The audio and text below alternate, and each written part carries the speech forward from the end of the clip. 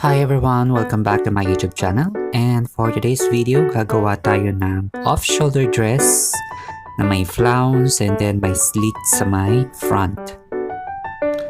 So let's get started. Here are the materials that I used for this tutorial.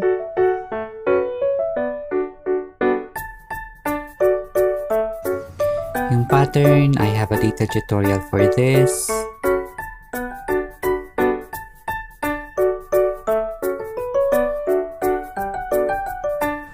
For the lining part ng dress na ito, I'll be using the same fabric, Charmeuse.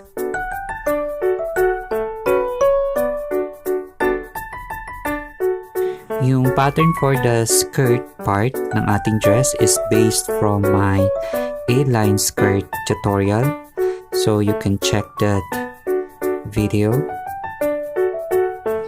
After cutting, we can now sew together yung mga kinat nating fabric. For the sewing allowances, we have 1/2 inch for the CF seam and the princess seam.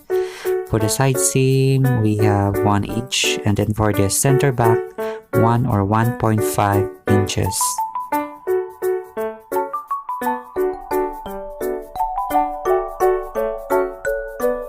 Yung dress natin has a spaghetti strap. I also have a detailed tutorial about this. You can check that. Make sure to notch the curved seams. And also don't forget to press all seams.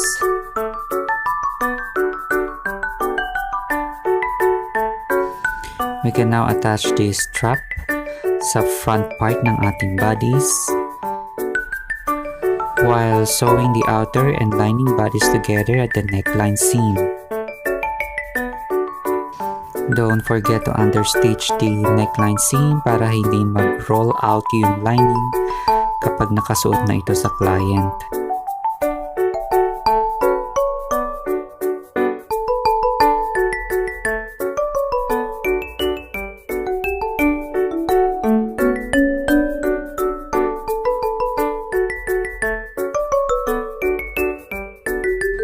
Since the skirt part has no lining, kailangan natin siyang i-overlock.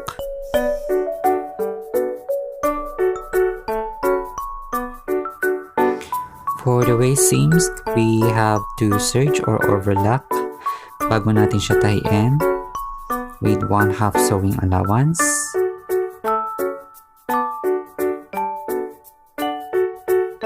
You can check my detailed tutorial about how to attach the invisible zipper.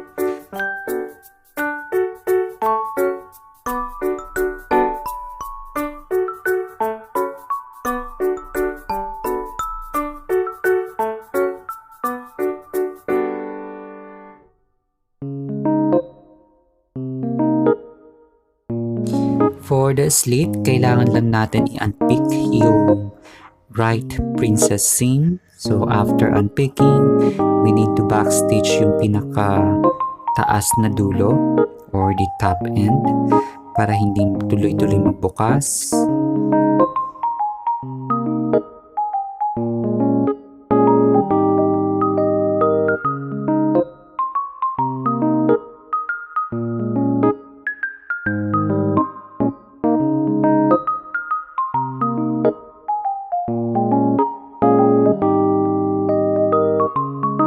After finishing, kailangan nating i-iron out yung mga ripples na yan sa may slit part.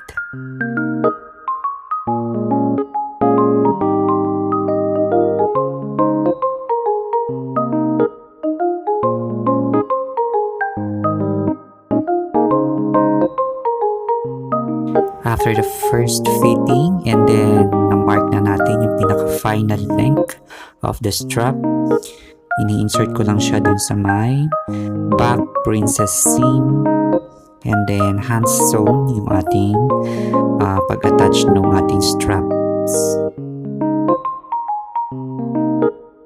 So I made a long strip of flounce para sa ating front, and then sa off shoulder, and then hanggang sa back.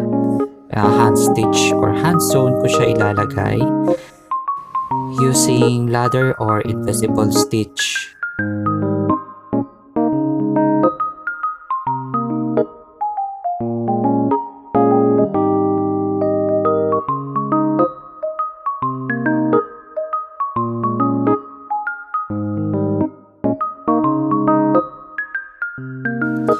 And here is the final look.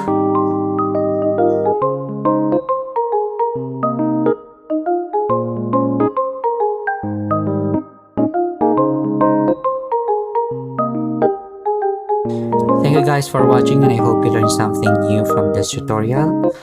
Please like, subscribe, and share this video with all of your friends, and I'll see you next time.